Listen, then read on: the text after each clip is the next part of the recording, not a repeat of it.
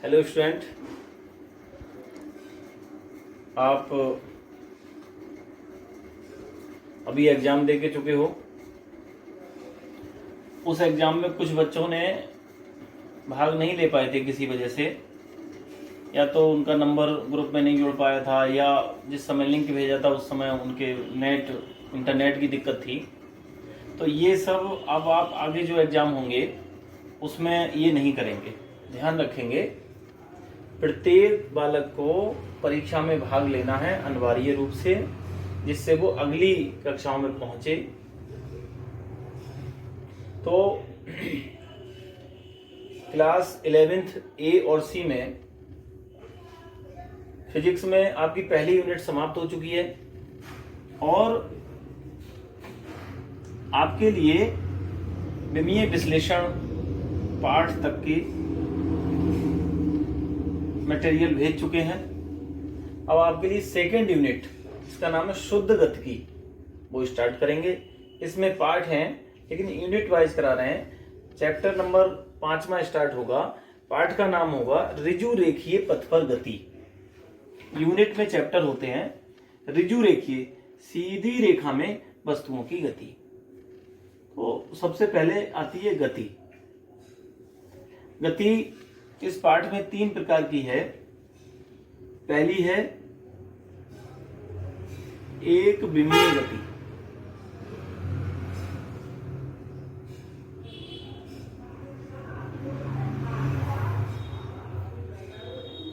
दूसरी है द्विविमीय गति और फिर है त्रिविमीय गति। 3 दिशा में गति। एक विमीय गति का ये मतलब है कोई वस्तु किसी तार पर चल रही है, सरल रेखीय पथ पर चल रही है, जैसे चींटी तार पर रेंग रही है तो वो एक विमीय गति कर रही है। द्विविमीय गति का मतलब है जैसे ये बोर्ड है या पृथ्वी है, दीवार है, उस पर चल रही है तो द्विविमीय गति है। 3 विमीय गति का मतलब है 3 दिशाओं में गति, XYZ दिशाओं में गति, अर्थात वह वायुमंडल में उड़ता हुआ पक्षी 3 विमीय गति कर रहा है।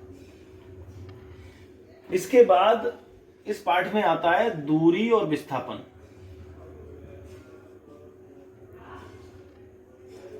इस पाठ में छोटी छोटी परिभाषाएं, छोटे छोटे टॉपिक हैं।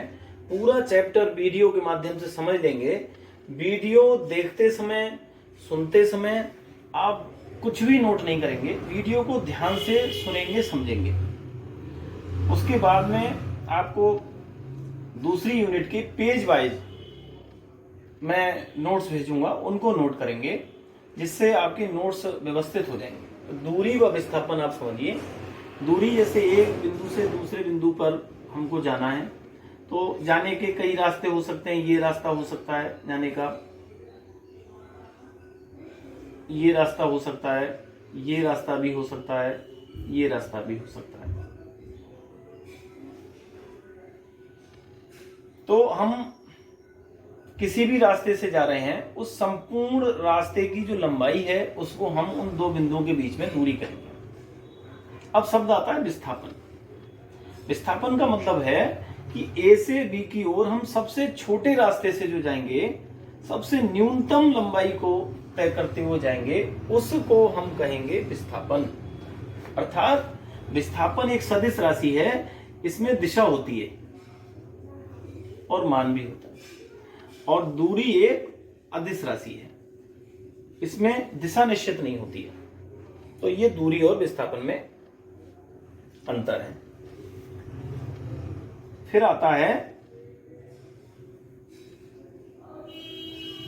वेग व चाल। वेग व चाल हम अक्सर बोलते हैं कि ये मोटरसाइकिल या साइकिल या कार इतने वेग से चल रही है, इतने चाल से चल रही है। अमूमन एक ही बात समझते हैं, लेकिन थोड़ा सा अंतर है। चाल अदिश राशि है, वेग सदिश राशि है। चाल बराबर होता है दूरी बटे समय।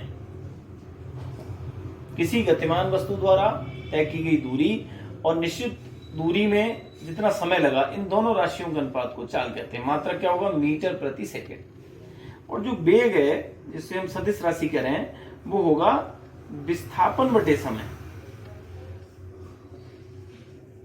अब देखिए विस्थापन सदिश राशि है और दूरी अदिश है, समय भी अदिश है, चाल अदिश हो गई। विस्थापन सदिश है, वेग सदिश, मात्रक वही रहेगा मीटर प्रति सेकंड, विमीय सूत्र भी वही रहेगा। तो ये इस चैप्टर में है। इसके बाद में टॉपिक आता है त्वरण।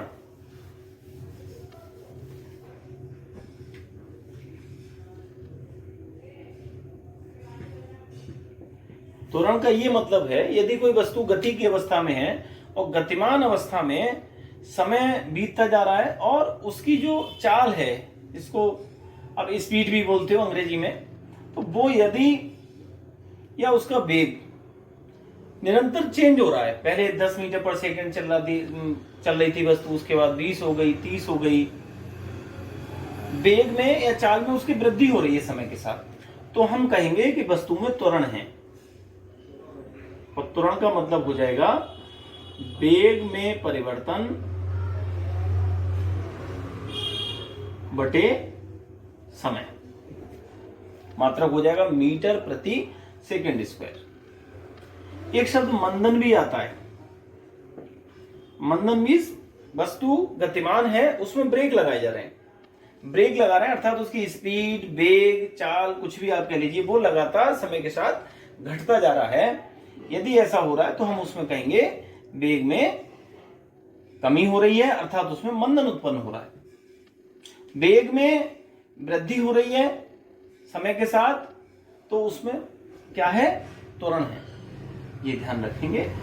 वेग में ऐसे लिख सकते हैं, मंदन भी वेग में परिवर्तन बटे समय होगा, मात्रक भी वही होगा, लेकिन थोड़ा सा टेक्निकल अंतर है, आप समझ रहे होंगे। मंदन मीन्स लगातार वेग में कमी। इसके बाद आपने 10th में भी पढ़ी होंगी, गति की समीकरणें आती हैं।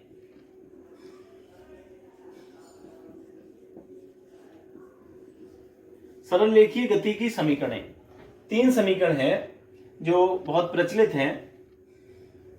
पहली समीकरण है b = u + at, दूसरी है s = ut + ½ at², तीसरी है b² = u² + 2as। एक और भी समीकरण होती है किसी विशेष सेकंड में चली गई दूरी। अब इन समीकरणों में यह समझना है हमें, ये प्रथम कहलाती है, द्वितीय कहलाती है, तृतीय कहलाती है। इन समीकरणों को ग्राफीय विधि से निकालेंगे भी, लेकिन इसमें क्वेश्चन आते हैं, इनके ऊपर अंकित आते हैं। बी है अंतिम वेग। अंतिम वेग से मतलब वस्तु किसी एक बिंदु से दूसरे बिंदु की ओर जा रही है, तो एक प्रारंभिक बिंदु पर उसका एक वेग है, उसको यू से शो करते हैं। जब हमने उसको नोटिस करना शुरू किया, समय अभी 0 था, प्रारंभ में वस्तु का वेग क्या था, यू। टी समय बीत गया, 30 में है, वस्तु के वेग में वृद्धि हो रही है, त्वरण है। दूरी उसने तय कर ली s, विस्थापन s हो गया। उसके बाद उसका जब हम उस पर विचार करना बंद कर रहे हैं तो उसका वेग हो गया v, ये अंतिम वेग है। s विस्थापन है, a त्वरण हो गया। अब यदि वस्तु में ब्रेक लग रहे हो, गतिमान वस्तु में ब्रेक लगाए जा रहे हो तो मंदन होगा, तो ये सारी समीकरणों में माइनस आ जाएगा।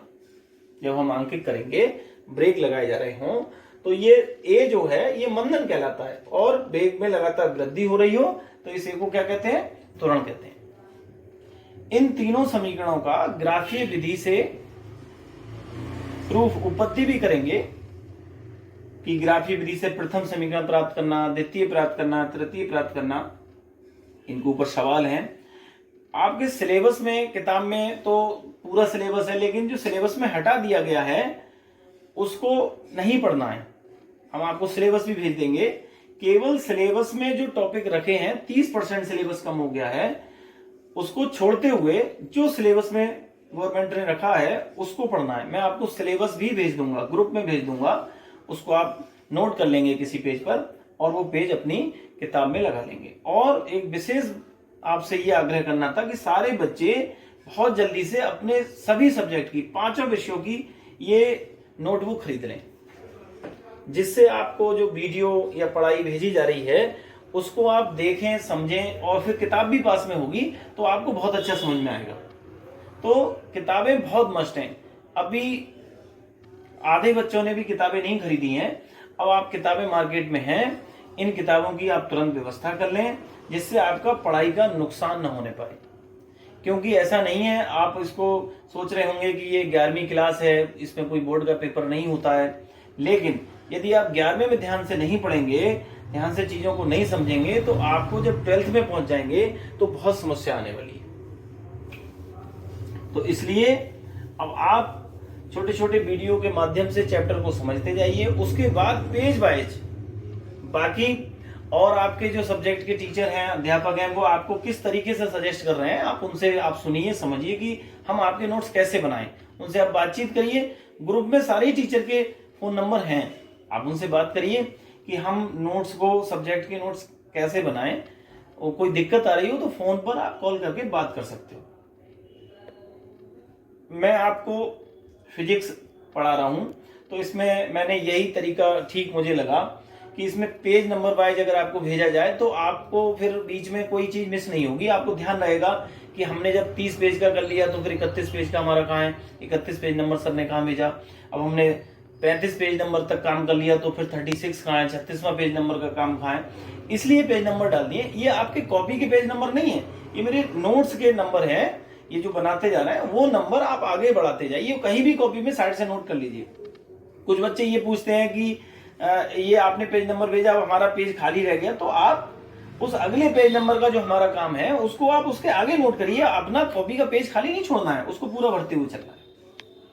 और कोई बात समझ में नहीं आती है तो आप जो है बात कर सकते हैं, फोन कर सकते हैं, और कोई उसमें ऐसी आपत्ति नहीं है। इस तरीके से आप चैप्टर को समझेंगे। वीडियो को एक बार में नहीं समझ में आती है, 1-2 बार देख लेंगे, उसके बाद फिर आप आगे का कार्य नोट करेंगे। Thank you.